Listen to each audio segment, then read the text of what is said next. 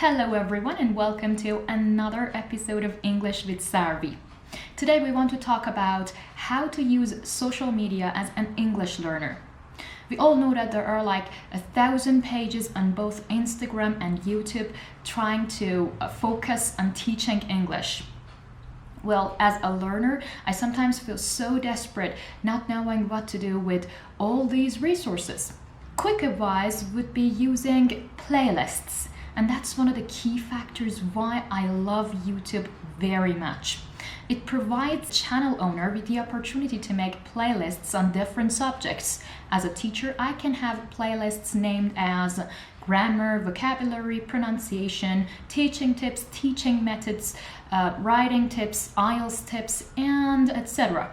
And right now you can see some of these categories on my YouTube channel. And by the way, if you haven't subscribed yet, it's not too late. You can still go right below this video and find the subscribe button. Don't forget to push the bell button next to it so that you can get notified every time I post a new video. And yes, I know that my YouTube channel is growing slowly, but it's consistent. And that's what I want from you too. I want you to be consistent with your English. Even if you're learning one vocabulary item each week, it's okay. Make it every week. Well, everything is figured out with YouTube right now. Let's go back to Instagram. What can I do with Instagram? How can I work my way through all these resources on Instagram? Some Instagram influencers know their thing so well that when you open their profile page, you will see 3 different categories, 3 columns, 3 different categories. For example, one of them is grammar, one of them is vocabulary, and the other one is pronunciation. But since teachers don't limit themselves to just 3 categories, things don't end up that neat. And it becomes messy on their page, especially if the teacher is a bit creative. So as a learner, I end up again with different categories, different resources. Let me tell you how to fix that. Let's say that you want to work on your vocabulary today and your favorite influencer is English with Nab. Hi Nab, I was meaning to tell you, I'm a big fan. So you open Nab's page, you look at his last post. Oh nice! It's about people's characteristics, good and bad. So you click on the save button, you save Nab's post, then you look at the caption, oh cool, here is my opportunity to practice the vocabulary that Nab has just presented. Which one are you? So I start answering the question in the comments. For example, I'm brave and confident, or I'm jealous and timid. Yes, I can be jealous and timid from time to time.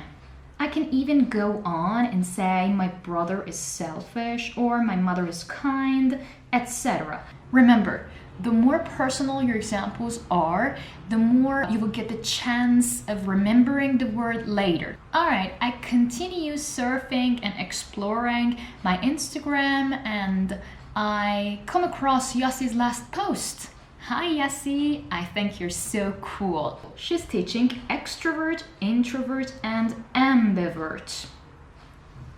Again vocabulary and again characteristics. So again, I push the like button and I start commenting, answering Yassi's question in the comments.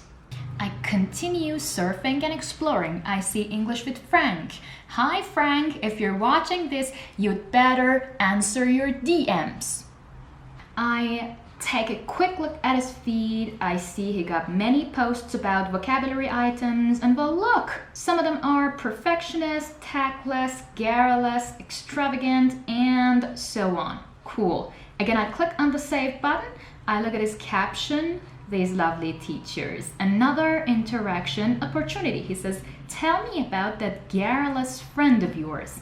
The one who drinks and then starts talking nonsense. Let me think. Do I have a friend like that? Most of my friends are workaholics, athletes, or bookworms. Okay, after that, I continue surfing and exploring my Instagram, trying to find different pages, different adjectives of characteristics, and I push the save button every single time. And at the end of the day, I have a full package of everything about adjectives of characteristics. And remember, you can have as many folders as you want in your saved section on your Instagram. Well, let me tell you how the saved section works on Instagram.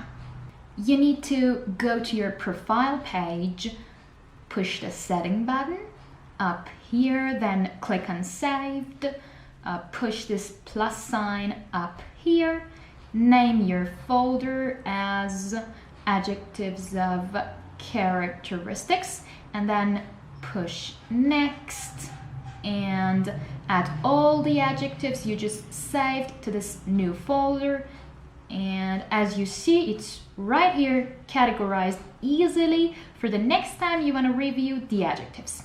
I recommend reviewing the folders you've made at least twice a week and make new folders every single day so that you have something new to review tomorrow. And if you don't have enough time to comment on a post that you have saved today on one of your folders, promise yourself to do it tomorrow so that every day you have something new to practice, something new to work on.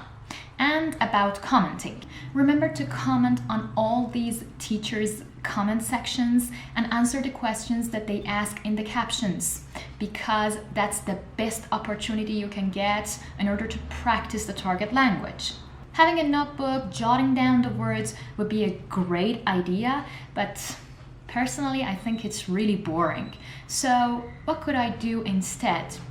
Well, start socializing in the comments. That's cool and friendly, and it can be really exciting because you can meet new people.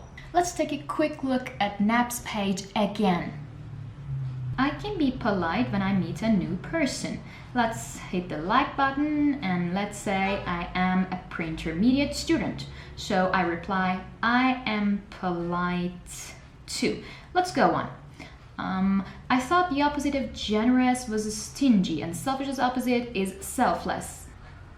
Okay, I need Google, so I start Googling, researching on the target language. Okay, after Googling, I come back to the comments and reply, Nap says people can be.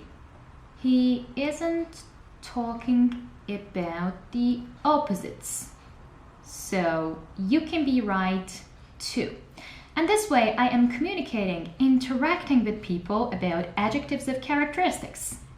So this is my real life-like situation in which I am producing the language, the new target language, and at the same time it is free and no one is asking me for it.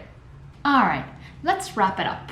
Well, the teacher presented a new lesson on her or his feed. I found it. I got what it means. I pushed the like button. I started commenting in the comment section, trying to answer the teacher's question, which is usually asked in the caption, making a sentence, trying to make it as personal as I can to remember it later on. Then I start socializing with different people, different comments, pushing the reply button, like button, and at the same time I try to answer the questions or replying the comments that are mostly related to the context. And congratulations! You've learned English through social media free of charge.